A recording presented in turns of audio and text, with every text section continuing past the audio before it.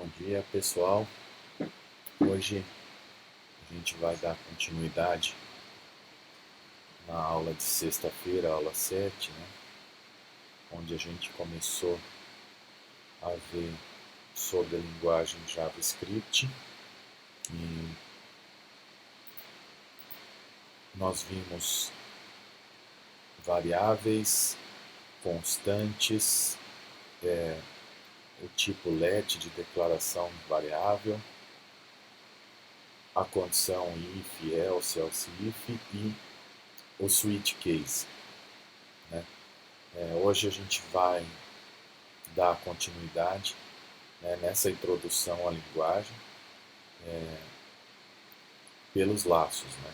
Laços a gente viu na aula de lógica e agora, olhando para dentro da linguagem, vai começar a ficar mais claro o porquê dos loopings, né? O porquê dos laços dentro dos diagramas que a gente fez na lógica. E qual que é o emprego disso, né? Vamos começar a olhar os laços pelo tipo... Opa! Uma revisãozinha aqui, que a gente viu na aula passada. Vamos começar pelo tipo do for. O for significa para, né, na linguagem comum. E aqui a gente tem uma declaração de como a gente escreve ele na linguagem. Quando a gente cria um looping utilizando o for, nós temos aqui, primeiro, a inicialização da variável. Ela pode, em JavaScript, ser declarada aqui mesmo, ou ela vai ser inicializada, caso ela esteja já declarada num escopo global. Aí ela tem uma condição que, enquanto essa condição não for atingida, ela pode executar uma instrução aqui, que normalmente se é utilizado um incremento ou um decremento dessa variável para o computador. Então, para ir inicializando em 0, enquanto i for menor do que 10, a gente soma mais 1 em i. O símbolo de mais significa um alto incremento na variável i. É a mesma coisa que a gente dizer i é igual a ele mesmo mais 1. Então vamos ver aqui no código como que funciona um for. Vamos fazer o seguinte teste. For, vou declarar o x com let, para ele pertencer só a esse escopo. X é igual a 0. Enquanto x for menor que 10, vamos incrementar x. Vamos fazer aqui uma saída no console, para a gente saber que o programa está passando por aqui. Vamos colocar um log no console.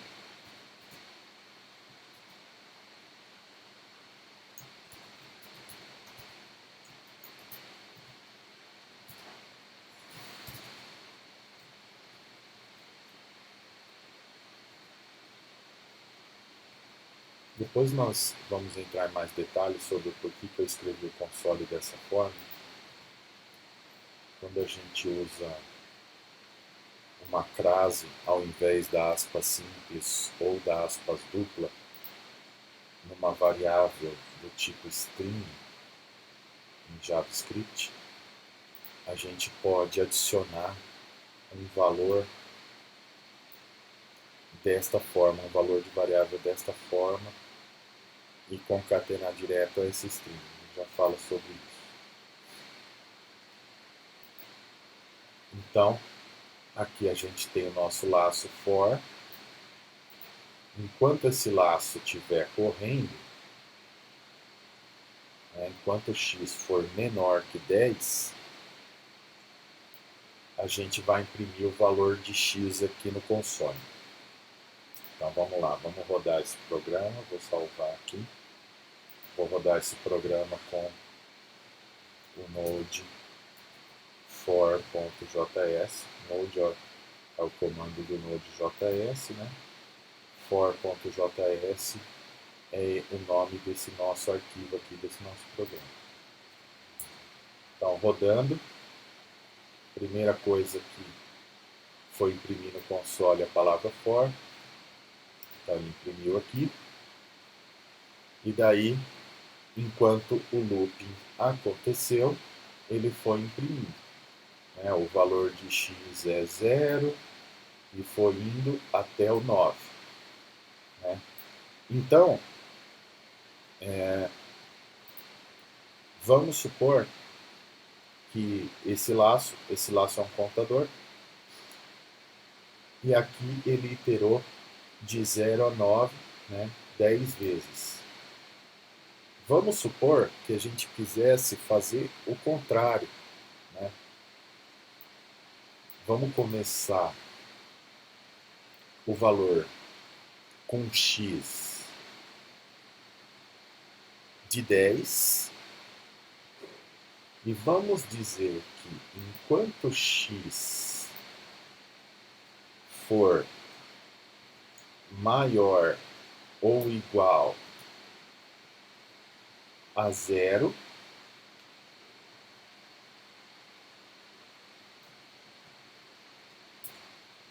nós vamos decrementar o x, Vamos, em vez de somar o x, vamos diminuir o valor do x. Vamos salvar aqui o nosso programa, rodar novamente. E aí, então, nós temos o looping rodando de forma reversa. Notem que agora nós temos 11 resultados. Isso porque foi a condição de maior ou igual a x. Isso gerou para a gente uma unidade a mais dentro do nosso laço. Então, desta forma, a gente teve o incremento e o decremento de x e a execução do laço.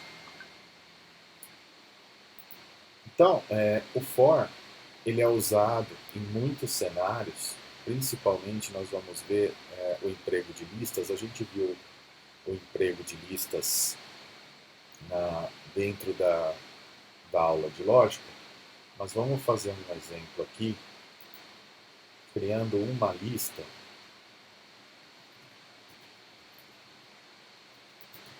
que temos a representação aqui em JavaScript através dos colchetes. Vamos fazer uma lista numeral, uma lista, um vetor contendo apenas números.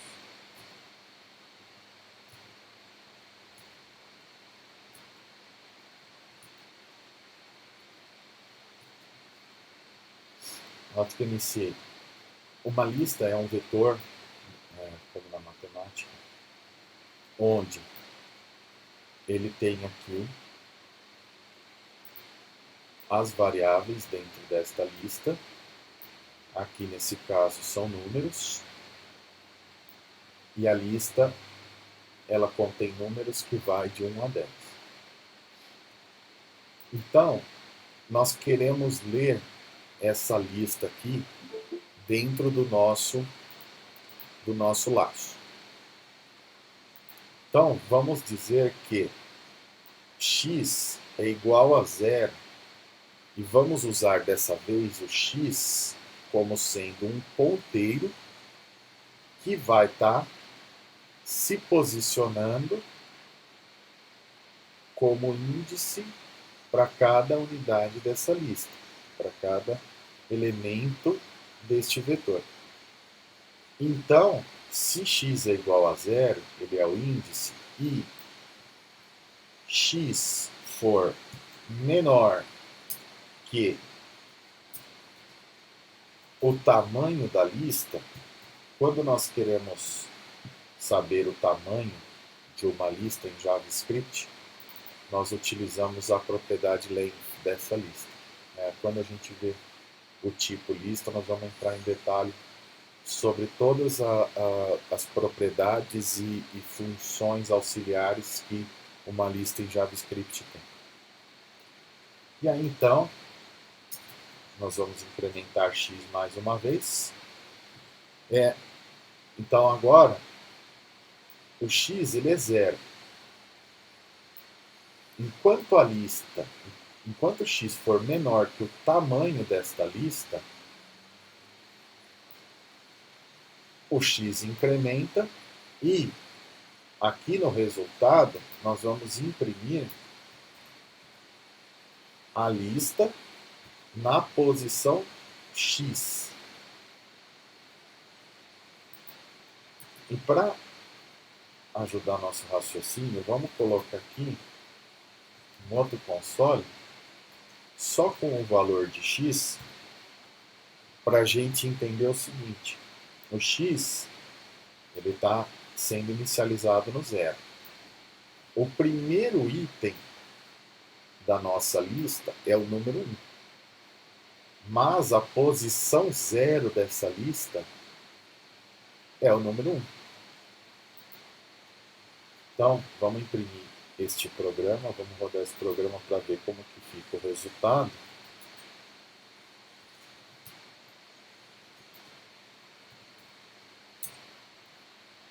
Então, olha só que interessante.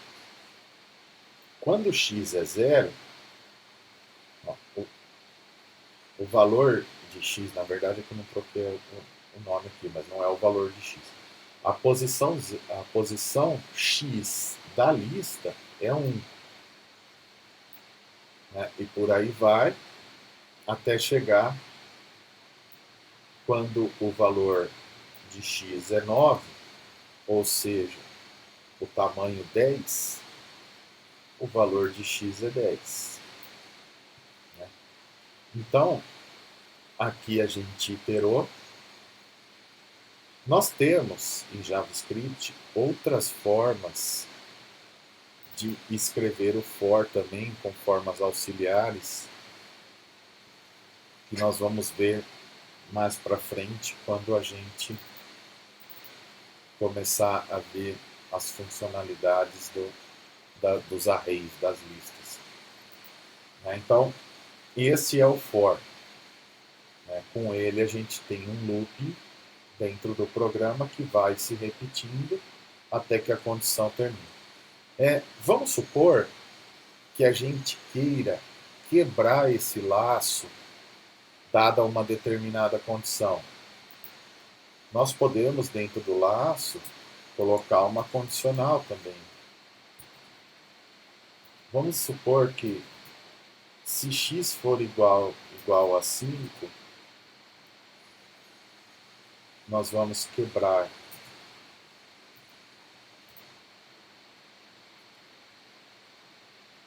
Vamos ver como que funcionaria este programa. Veja só. O laço aconteceu da posição 0 até a posição 5 de x e parou de executar. Porque nós colocamos o comando break, e o break, como a gente viu lá no switch case da aula passada, ele quebra uma determinada execução.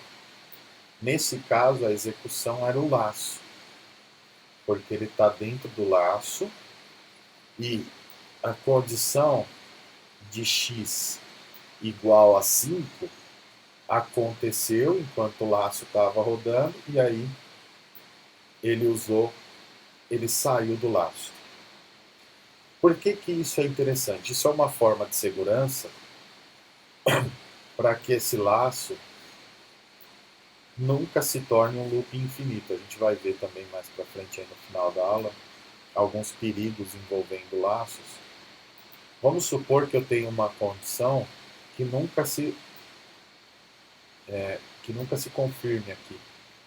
Esse laço vai ficar rodando infinitamente até travar a máquina que ele estiver rodando. Em JavaScript isso é um pouco mais seguro, porque JavaScript é uma linguagem monothread e ela vai estar executando sempre que o processador der um passo na linguagem, ele vai ter um respiro para processar outras coisas. Isso acontece muito rápido, mas ele tem uma saída no processador. Se a gente usar uma linguagem nativa, uma linguagem de mais baixo nível, e deixar um laço sem uma saída, uma condição, ele vai travar o hardware, além de consumir absurdamente todo um núcleo de processamento. Vocês devem ter ouvido muito falar: meu computador é dual core, é quad core, é heptacore, é não sei quantos core.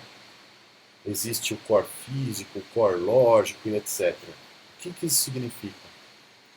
Sempre uma linguagem de programação, ela pode ser monothread ou multithread. O que significa? Ela pode processar em um único processo do sistema operacional, ou ela pode processar em múltiplos processos. Para que ela processe de forma múltipla, o hardware precisa ter mais do que um núcleo, porque cada thread de execução, onde o programa está rodando, vai estar sendo consumido em um núcleo. Então, vamos supor que você tenha uma máquina com um core apenas e você coloca um loop infinito, esse core vai ser 100% utilizado e a máquina vai travar. Se você tem uma máquina com mais de um core e você está trabalhando apenas uma thread, aquele core que você vai estar utilizando vai dar pico de processamento e a máquina vai ficando lenta até o ponto dela travar também. Embora quando ela tenha mais do que um core e você inutilizou um, você consegue ainda dar uma instrução para ele interromper, para você quebrar aquele processo que está causando isso. Mas aquele core vai ficar completamente inutilizado e o seu programa não vai ter saída nenhuma. Tá? Então, isso é um problema. E aqui, iterando listas, vale a pena lembrar que não necessariamente as listas precisam ser numéricas. Vou colocar só para gente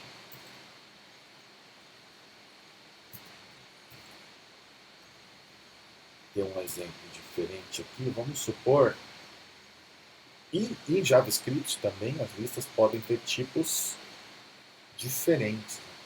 Criei uma lista aqui com uma variável A, uma variável B, do tipo string, e uma variável numérica inteiro, número 3.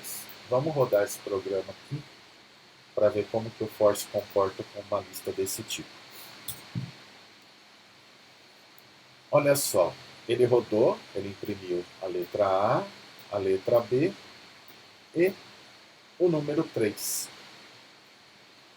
Como a condição era menor do que 5, porque a nossa lista tem tamanho de 3, 0, 1 e 2, então x nunca chegaria em 5, esse trecho do código aqui não foi executado, porque a lista acabou antes. E para a gente ter uma ideia de qual a velocidade que isso acontece dentro do núcleo, vamos fazer o seguinte: vamos declarar uma variável aqui chamada agora, que ela vai ser uma nova data.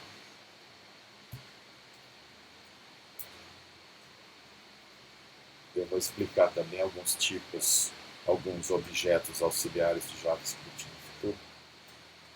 Aqui, quando a gente falar sobre classes, né, date é uma classe aqui auxiliar dentro da própria linguagem JavaScript, né, que ela contém métodos e propriedades para a gente manipular datas. Então, eu estou dizendo que o valor da variável agora é um novo objeto de date.getTime, ou seja, é a saída da função getTime. Isso vai nos dar aí um tempo atual quando o programa passar por aqui em milissegundos. Vamos criar agora uma variável depois que o laço acabar, uma variável fim, que vai ser exatamente a mesma coisa que a variável agora. O laço processou, temos o tempo da variável fim. E vamos imprimir no console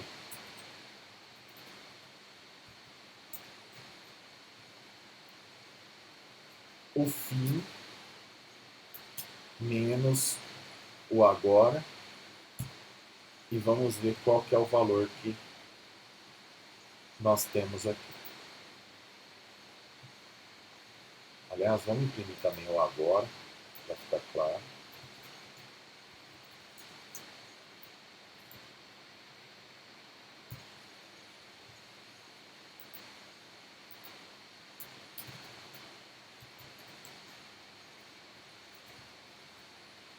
E o fim. Depois nós vamos imprimir fim menos agora. Então vou salvar aqui. Isso aqui. Deixa eu limpar o terminal.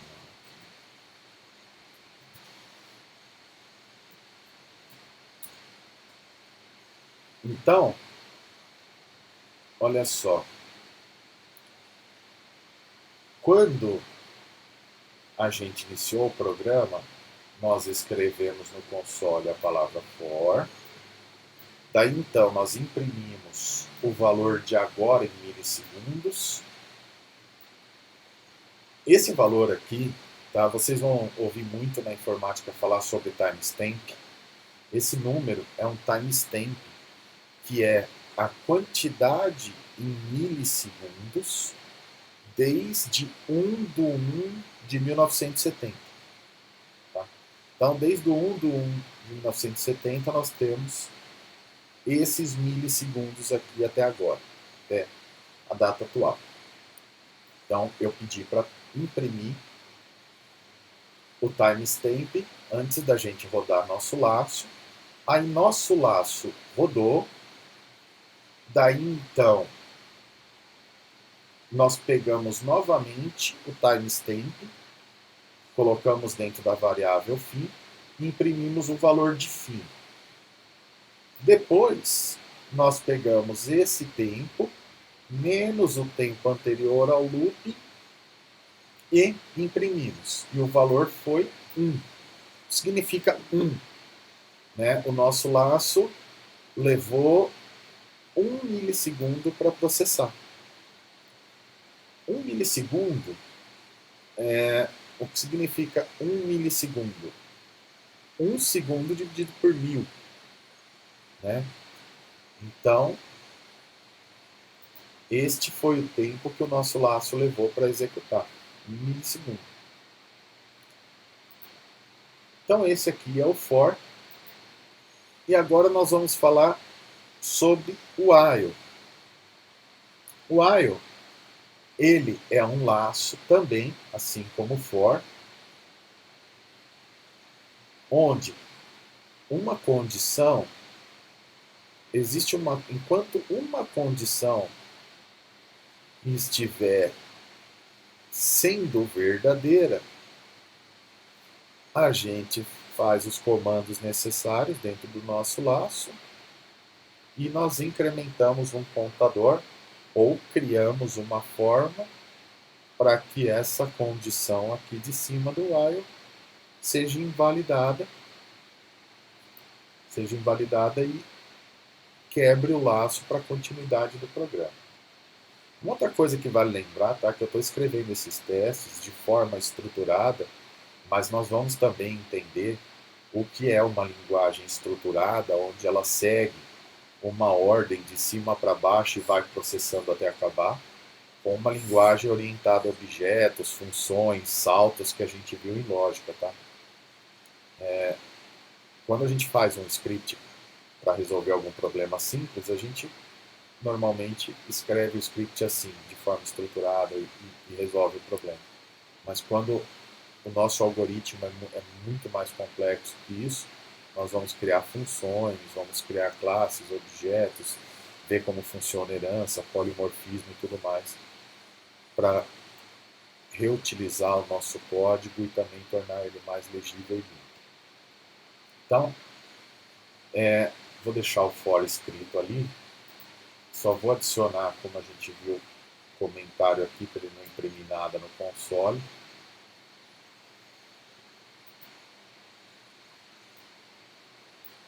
Só para deixar como referência aqui. E vamos criar um while.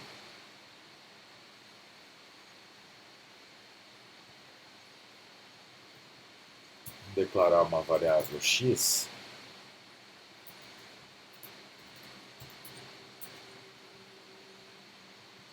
X é igual a zero. Então vamos dizer que o while, ou seja, while significa na linguagem comum enquanto. Então, enquanto x for menor que 10, nós vamos imprimir aqui no console o valor de x e vamos incrementar x. Então, este bloco é o nosso laço while. Vamos ver como que ele funciona.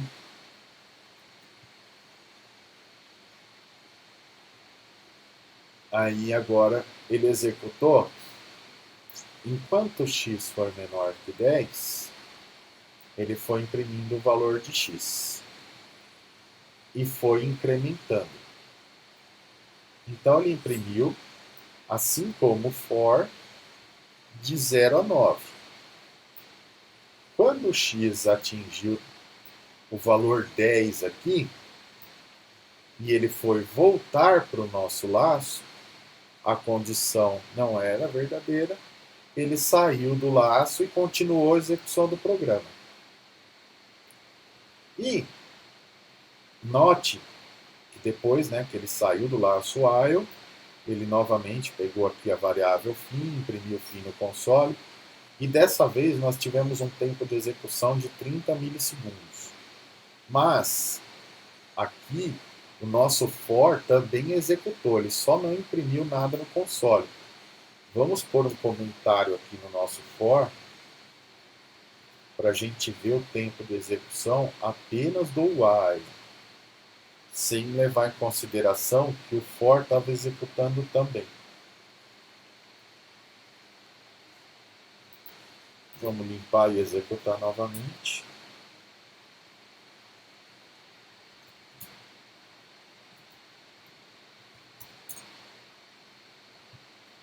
Agora sim, ó. Tanto o while quanto o for levaram aqui 1 milissegundo para executar. Por que escalou tanto para 30 segundos? Conforme o for estava rodando aqui, a variável de x já estava na memória, porque em JavaScript, quando a gente declara uma variável global, mesmo que ela não esteja na ordem, ela vai para a memória antes da execução do programa, outras variáveis, enfim, e isso foi escalando, e o programa rodou antes em 30 milissegundos e agora sem o outro laço ele rodou em 1 milissegundo. Isso é muito importante sempre ter na cabeça, porque quando a gente faz um algoritmo, a quantidade de laços encadeados, vai ir escalando a performance e o consumo de hardware. Então, um algoritmo bem pensado e limpo, com a menor quantidade de laços necessários para a execução, ele vai ser bem mais performático. E, assim como for, o while, enquanto ele primeiro testa uma condição, executa as ações necessárias dentro do seu programa. Por enquanto, a única ação que a gente está executando dentro do laço é imprimir no console. Mas nós vamos ver que aqui a gente vai pôr lógica, vai chamar funções, vai fazer diversas outras coisas enquanto o laço está correndo no programa. Incrementamos e saímos, né? Agora, no while, eu vou deixar o while comentado aqui para ele não executar. Sabe? E na maioria das linguagens, barra barra é comentário. Em algumas linguagens é o jogo da velha, lasanha, ou em outras linguagens é traço, traço, enfim. Cada linguagem tem uma forma, um caractere, um conjunto de caracteres que representa um comentário, onde todo código que estiver num comentário ou um texto vai ser ignorado pelo compilador, numa linguagem compilada, ou pelo interpretador aqui, no caso do JavaScript, que é uma linguagem interpretada. Embora com o Node.js que nós estamos usando como runtime para rodar o nosso código JavaScript, tem alguns cenários que ele faz uma compilação, transforma em linguagem nativa. A Engine V8 do Google, que é o núcleo do Node.js, ela tem algumas funcionalidades, aí, algumas inteligências para sempre estar otimizando. Por isso que sempre também vocês devem ter ouvido aquela discussão, Node.js é mais rápido que Internet Explorer, ou é melhor que Firefox, ou é melhor que Safari, ou vice-versa. Sempre tem aquela disputa, aquela briga dos navegadores. E no caso do Google Chrome, o que está fazendo o navegador, que está fazendo a interpretação do JavaScript no navegador, é a Engine V8. E essa Engine V8 é a mesma que nós estamos usando aqui no Node.js. Ela tem um grande ganho de performance, ela pode ter um uso elevado de memória, existe uma série de discussões sobre isso. Uns acreditam que ela consome memória demais, outros não, enfim. Mas é por isso, que cada navegador tem um desempenho, pois é a forma que ele interpreta e ele executa o código JavaScript e os elementos DOM de uma página, que nós vamos ver também mais para frente. Então aqui deixamos o código while comentado. Vamos agora olhar o do while. Qual que é a diferença entre o while e do while? O do while, na linguagem comum, faça enquanto, ou seja, ele é inverso ao while em questão de execução e teste da condição. Então vamos escrever um do while aqui, como eu deixei ali no slide do exemplo, e vamos criar uma variável cont,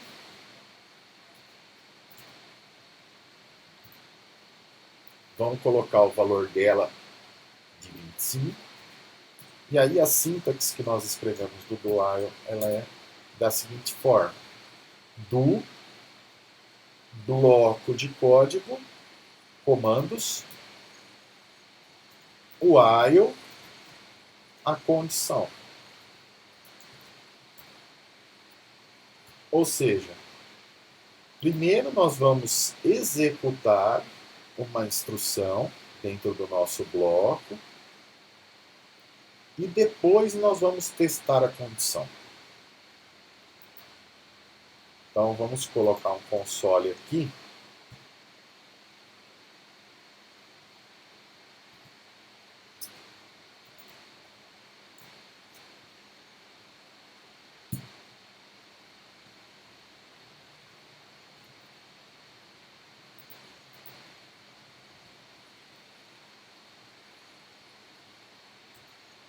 Eita, aqui eu estaria criando um problema, né?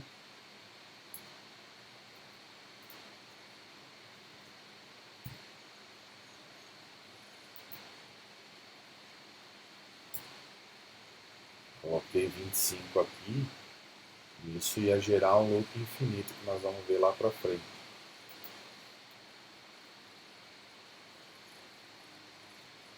Troquei o valor de count aqui para 5. Vamos executar.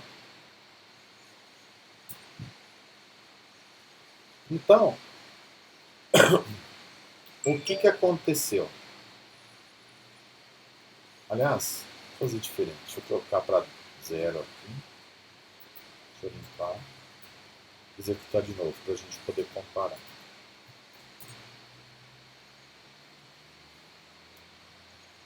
Ele executou de 0 a 9, levou 2 milissegundos aqui para executar. E, primeiro, declaramos a variável com valor 0, imprimimos já essa variável, incrementamos o valor dessa variável, ou seja, aqui count se transformou em 1, e aí nós testamos. 1 é menor do que 10? Caso sim, voltamos para o início. Caso não, quando count se transformou em 10, saímos deste laço.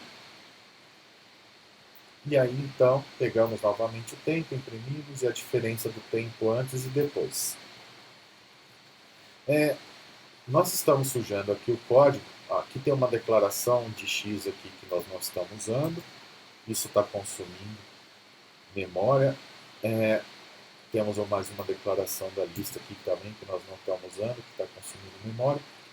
Vamos rodar novamente, só com o do while.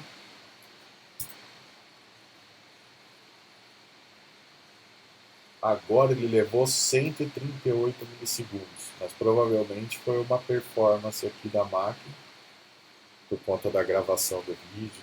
Isso aqui, na vida real, não é para levar nenhum milissegundo. É um laço muito pequeno aqui. Então, agora que nós vimos o do while, o while e o for, eu vou mostrar um exemplo onde nós podemos, inclusive, encadear os laços. Vamos supor que a gente esteja iterando umas coordenadas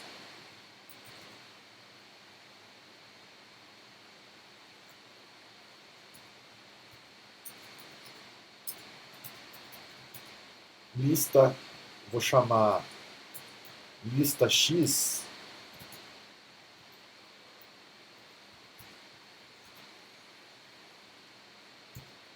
e vou chamar uma lista Y.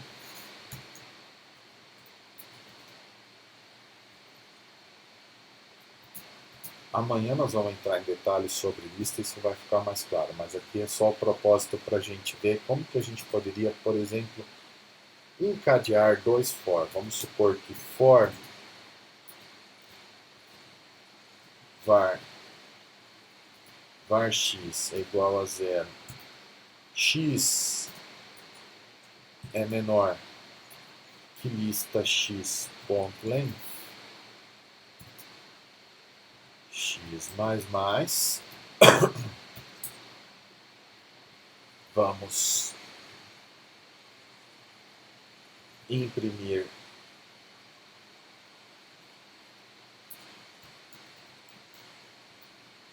Vamos imprimir o valor de x e vamos fazer uma distributiva aqui.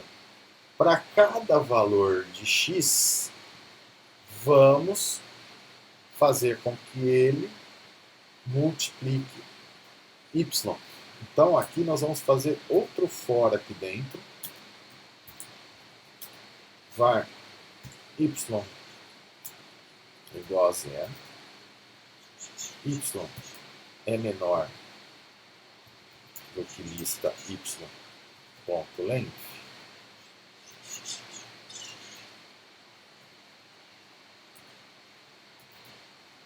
Y mais. Vamos imprimir aqui o valor de y.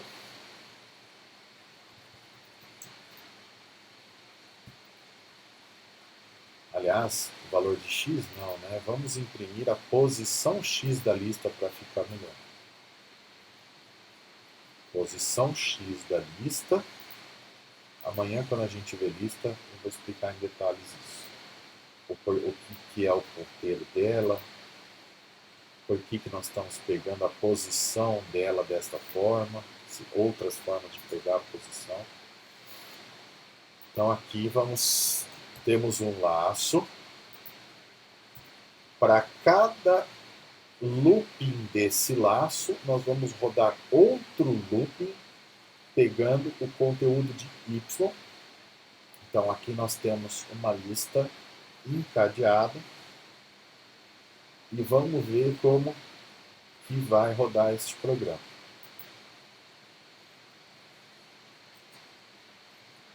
Olha só, ele imprimiu. O primeiro console que ele imprimiu foi 0, que é a posição 0 da lista X. Logo depois dele imprimir... aqui, vamos fazer o seguinte, vamos mudar isso aqui. Vamos chamar de A, B, para ficar mais claro essa saída, para vocês entenderem. B, E e F. Agora vamos limpar aqui. Vamos rodar de novo. Agora sim, ó. Ele imprimiu a letra A, que é o primeiro item de X, é a posição X da lista X, primeiro item, ele imprimiu aqui.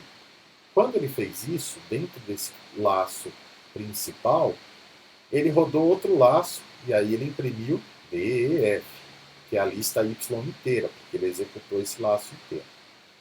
Daí então, ele imprimiu B, que é a segunda posição da lista X. Depois que ele imprimiu B, ele imprimiu D, E, F. Imprimiu a lista Y inteira. Depois que ele imprimiu C, por fim, ele imprimiu a lista Y inteira, D, E, F. Né? Ele fez uma operação distributiva, onde para cada elemento da lista X, ele executa a lista Y inteira. Vamos supor que a lista X seja uma lista de produtos e a lista Y seja todas as variações possíveis para cada produto. Então, aqui a gente tem um elemento que consome para cada vez dele todos os elementos da próxima lista. E quanto mais a gente for fazendo isso, a gente está escalando a performance do nosso programa.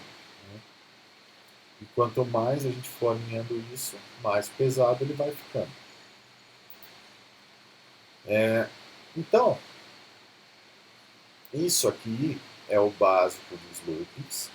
Vale a pena para a gente fortalecer o nosso conceito lá da aula de lógica, mas nós vamos ver o emprego deles em casos reais daqui para frente.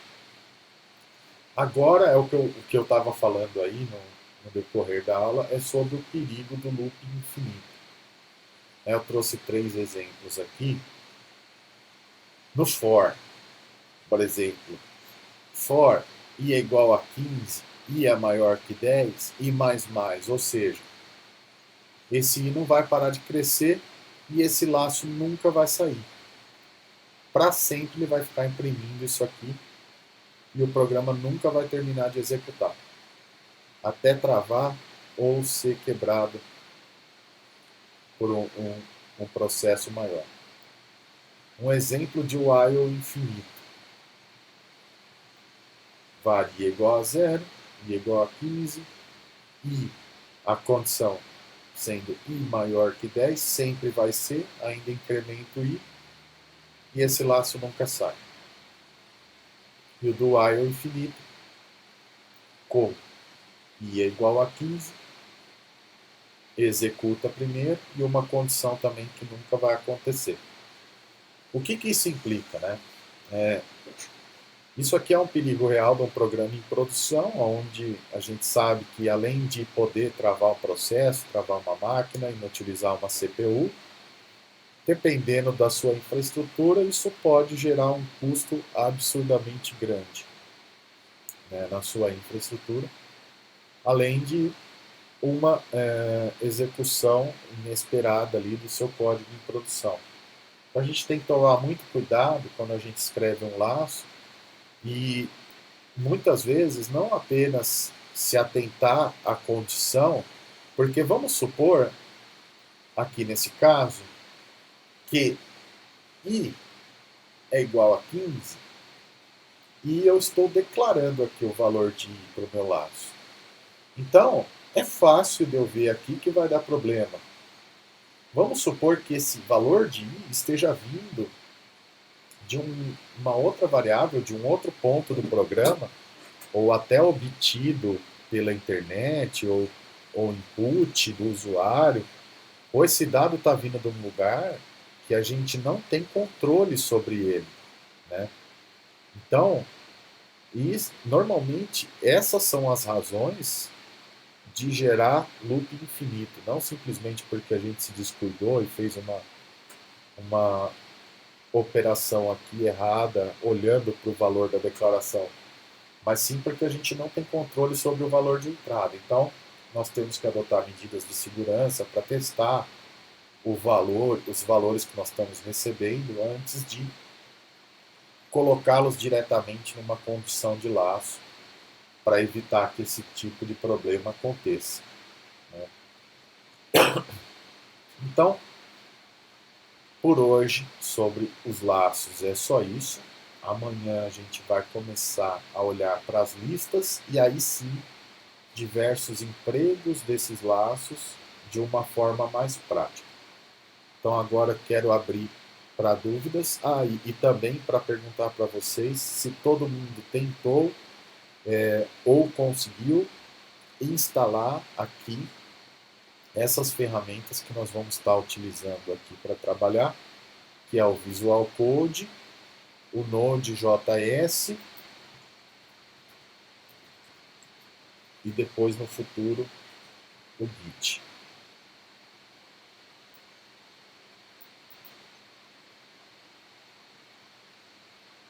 Dúvidas?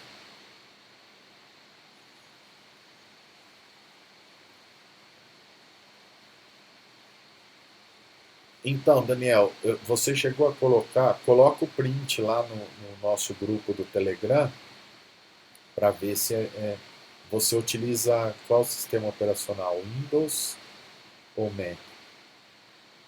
O Windows. O Windows é um pouquinho mais chatinho para instalar, mas coloca lá no terminal que a gente tenta te ajudar para executar aí o seu programa. E vale lembrar que isso funciona, né, tanto o Visual Code quanto o Node. A gente tem aí versões para Windows, para Linux e para Mac, tá? Como o Windows é um sistema operacional de, de base Basic e o Mac o Linux e o Mac e o Linux base Unix, então o terminal no Mac e no Linux é mais fácil, porque ele já vem nativo no sistema operacional. No Windows, o terminal é emulado. Então pode ser isso que tenha gerado um pouquinho de dificuldade. mas coloca lá o print que a gente resolve. E sobre os laços, alguém ficou... Diga, Thiago. No começo do código, acabei de a gente ver isso. Tem também. Ali, ó, depois que começou a comentar, no segundo console.log, você colocou lista. Não, não é isso. Aqui? Então, não, você colocou no começo do fora, que é um controle, o valor que quiser, aí você botou F, e aí você botou o Ah, tá.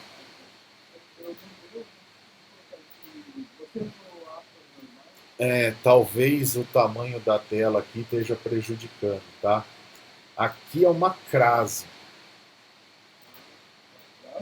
É uma crase, tanto no início quanto no final, porque é o seguinte, vou fazer um teste aqui. Ó, var A é igual a A. Var B, isso é só um utilitário de JavaScript para que a gente concatene. Eu vou colocar aqui para a gente ver alguns casos reais. Aqui eu estou utilizando aspas dupla, tá? Eu não sei se no vídeo tá muito pequeno, talvez isso prejudique um pouco aqui a enxergar o símbolo, mas aqui eu declarei A e B utilizando aspas dupla. Aqui eu vou declarar C utilizando aspas simples, tá? Isso no JavaScript é possível. Tanto string você pode declarar tanto com aspas dupla quanto com aspas simples. Esse é aspas simples mesmo. Agora, eu vou dizer que D é igual a A mais B mais C. Quando eu fiz isso, eu concatenei os valores de A, B e C, criando uma nova string D. Então, vou imprimir D aqui no console. D. Deixa eu até comentar todo o resto do código aqui.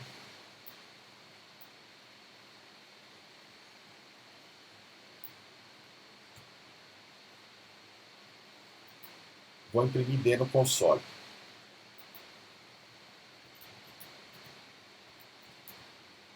Então, D nada mais é que o valor ABC. Porém, em JavaScript tem uma outra funcionalidade que você pode declarar uma variável dString utilizando propriedades dentro da sua string, sem que você concatene desta forma, utilizando mais, que é a crase. Então, eu vou dizer que var e é crase, não é aspas simples, tá? Esse aqui de cima é aspas simples, esse aqui é crase mesmo. Var e é igual a crase. Aí, quando eu faço isso, eu posso escrever qualquer texto aqui dentro e colocar o dólar aqui, né? Abre chave, fecha chave, e posso pôr uma variável. Vou colocar aqui a variável A, vou pôr um tracinho, vou pôr a variável B, mais um tracinho, e vou pôr a variável C. Deixa eu tirar esses caracteres. E aqui eu vou imprimir no console o valor de E.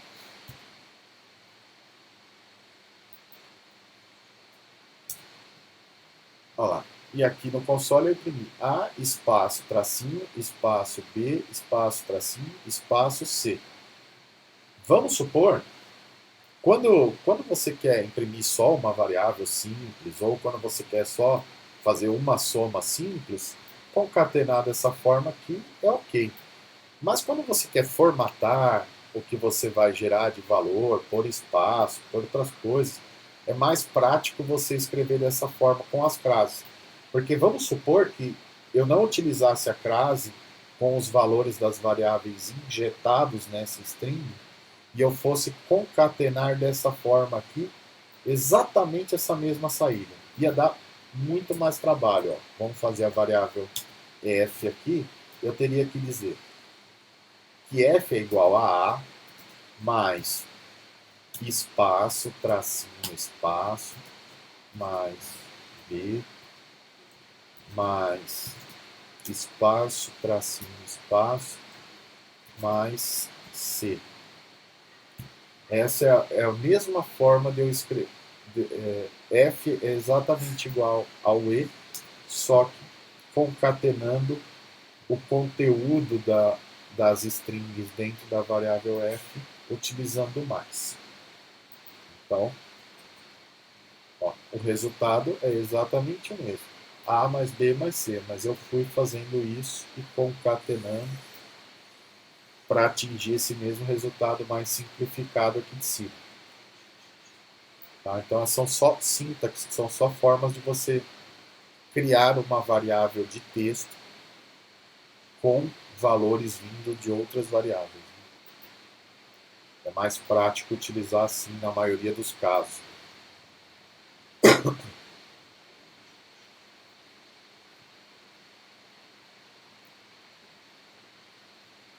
Conseguiu entender? Sim, professor, obrigado. Mais alguém tem alguma dúvida?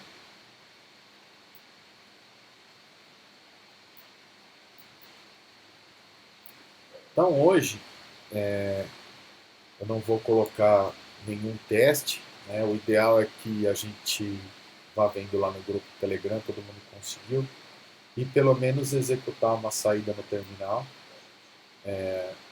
de um código, né? Só para a gente testar o nosso ambiente, que ele está todo instalado, né? Tanto o editor de texto quanto a IDE, quanto o terminal, o Node.js, só para a gente poder ter o ambiente para trabalhar. E amanhã a gente vai começar no assunto das listas, e a cada novo assunto que a gente vai vendo, nós vamos retomando, porque nós vamos estar fazendo uso dos outros conteúdos das aulas passadas, então a gente vai retomando esses assuntos e vai reforçando, né, como declaração de variável, tipo de variável, formas de saída e as particularidades aqui do JavaScript para isso. Então, bom dia a todos aí, obrigado pela presença em mais uma aula. Nossa.